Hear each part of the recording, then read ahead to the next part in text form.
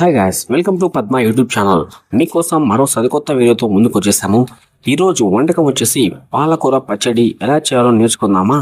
So మొత్తంగా అయితే video చూసే ముందు ఖచ్చితంగా ఒక్కసారి లైక్ చేసి ఈ వీడియోని సబ్స్క్రైబ్ చేసుకోవడం వల్ల ఇలాంటి మరీ సరికొత్త వీడియోస్ కోసం మీరు బెల్ ఐకాన్ ప్రెస్ చేసి పెట్టుకోండి.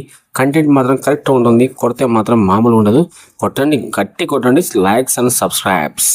ముందుగా పాలకూరను బాగా కడిగి ఉంచుకోవాలి. నెక్స్ట్ గ్యాస్ ఆన్ చేసి ప్యాన్ పెట్టి అందులో ఆయిల్ వేసి పచ్చిమిర్చి, ఆనియన్స్, టమాటోస్ వేసి మూత పెట్టి ఇంకా ఉడికించాలి. అవి మగ్గాక వెల్లుల్లి, ఉప్పు, పాలకూర వేసి ఉడికించాలి.